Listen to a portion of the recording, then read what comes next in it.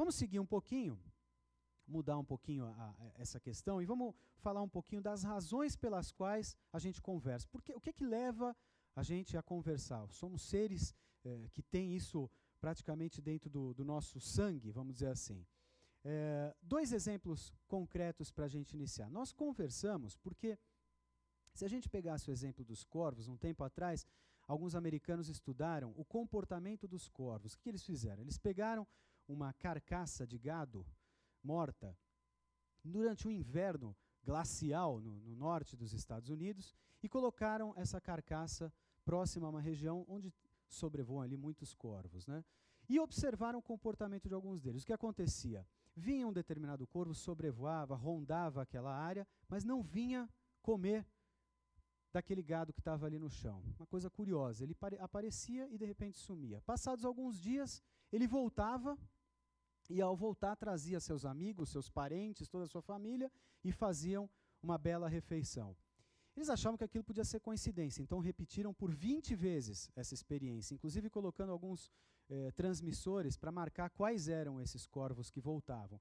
E acontecia uma repetição tremenda. Agora imagina, é natural que um corvo encontre o gado ali e não venha sequer dar uma bicada, aquilo que seria para ele um farto almoço, um farto jantar. Na cabeça dele funciona da seguinte maneira: antes eu ter um bando inteiro procurando comida para todos, a eu procurar sozinho e correr o risco de que num inverno eu vou bem e como bem, no próximo inverno eu morro de fome. Então todos dividem isso e de alguma forma comentam um com o outro, vão até lá, buscam o bando e todos comem. E fazem isso repetidas vezes. O mesmo ocorre com algumas abelhas. As abelhas praticam uma espécie de dança. Se elas encontram um jardim todo florido, elas vão até a sua colmeia, praticam uma certa coreografia e trazem as outras abelhas para aquele jardim.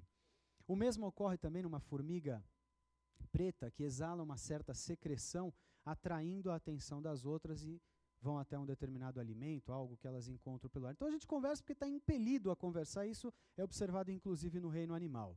Vamos seguir um pouquinho mais e encontrar outras razões pelas quais a gente conversa, e elas estão aqui categorizadas de formas diferentes, né? Por que a gente conversa tanto? Em primeiro lugar, porque a gente é programado a conversar. Pensa em situações, você fica desempregado. O que você faz?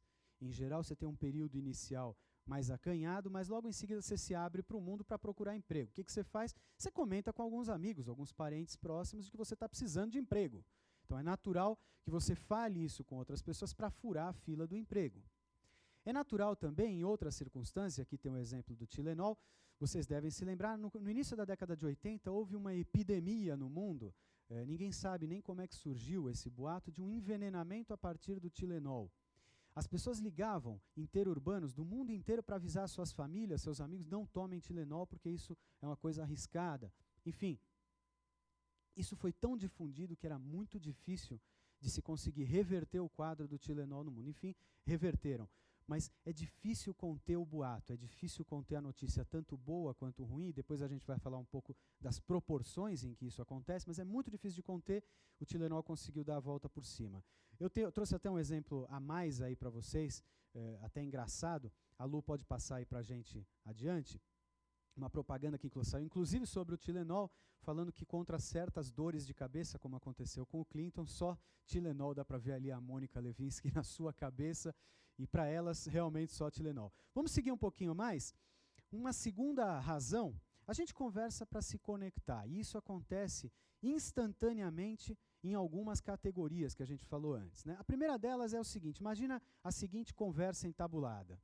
Fui a Nova York, estive em Nova York. Imediatamente o próximo interlocutor pergunta, você foi comer em algum lugar? Você assistiu a algum espetáculo? Onde você ficou? Por que companhia aérea você voou? Enfim, nós estamos de tal forma automaticamente conectados que a gente conversa um com o outro e vai citando marcas, produtos, serviços, aqueles que a gente teve experiência e comenta com os outros se a experiência foi boa, se foi ruim. E com isso a informação vai junto. Isso acontece muito fortemente tanto na indústria de livros quanto na indústria do cinema. Dá para a gente imaginar exemplos como esse, fenômenos editoriais como Harry Potter, que fizeram da sua autora uma multimilionária da noite para o dia, fenômenos como Paulo Coelho, que todos dizem ser um fenômeno de marketing, hoje em dia se faz grandes campanhas do Paulo Coelho, é verdade, mas no começo não havia tanta campanha de marketing dele e rapidamente se espalhava a notícia, porque as pessoas contavam a sua experiência de ter lido o livro e uma para outra iam colocando isso adiante. Quem assistiu ao filme Sexto Sentido sabe bem do que eu vou dizer. O filme Sexto Sentido tem um final surpreendente. Inclusive, os produtores tinham muito receio de que as pessoas saíssem do cinema e imediatamente contassem o final do filme. E o que ocorreu foi exatamente o contrário. As pessoas diziam, vá correndo ver o filme, porque tem um final surpreendente. Essa notícia se espalhou e ele foi um fenômeno de bilheteria. Outros acontecem, como esse Quem Vai Ficar com Mary, porque era hilário, um filme muito engraçado, então acontecia o mesmo fenômeno. O cinema está cheio desses fenômenos e eles aproveitam muito o fato de você ter a chance do boca a boca para fazer audiência. Mais uma outra razão para a gente conversar, uma terceira razão, Lu, a gente tem adiante. A gente conversa para encontrar um certo sentido no mundo. Aqui tem uma historinha interessante. Se você observar o comportamento de alguns beduínos, aquelas tribos nômades que estão pelo deserto, você vai encontrar uma coisa interessante.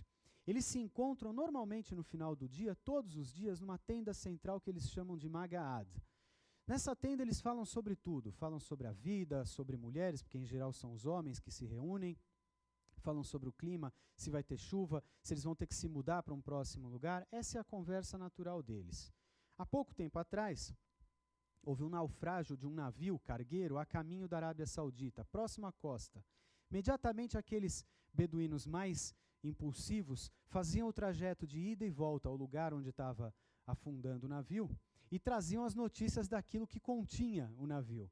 Bom, para encurtar a história, rapidamente a conversa no fim de tarde do Magaad, que era simples, em torno de pessoas que estão habituadas a comer pão sírio, arroz e azeitonas, passou a ser sobre queijos, vinhos importados, franceses, italianos, porque as pessoas querem encontrar um certo sentido na vida e encontram isso nas experiências que têm todos os dias.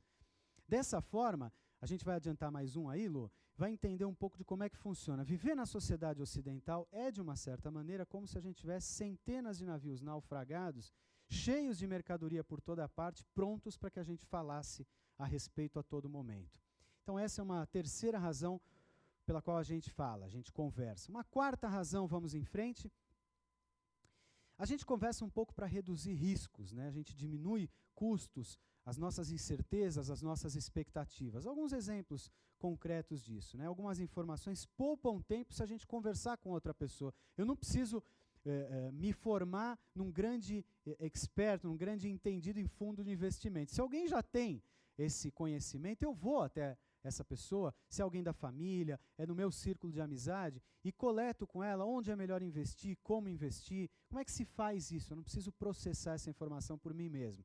Ninguém vê por aí todo dia grandes outdoors ou campanhas publicitárias do melhor contador da cidade, né? Contador é o tipo da pessoa que se faz passando de um para o outro. Se você tem um contador bom, você comenta com uma outra pessoa. Se você não tem, você pede para uma outra pessoa. Assim é um corretor de seguros, um corretor imobiliário. Você tem inúmeras classes nessa categoria que te diminuem o risco, diminuem o trabalho que você vai ter de procurar sozinho, assim também é com sistemas de segurança. Agora, o campeão dessa área realmente são os médicos. Você não quer ir a um médico, principalmente se você tiver uma notícia importante, uma notícia ruim, difícil de saúde, você vai querer escutar uma segunda opinião de um médico, muito provavelmente você vai perguntar para algum conhecido seu qual é o médico que ele poderia te indicar, porque você não vai ficar rodando para lá e para cá, correndo riscos, tá certo? Então, esse é o campeão, como a gente já falado, 70% dos norte-americanos fazem isso através de outra pessoa.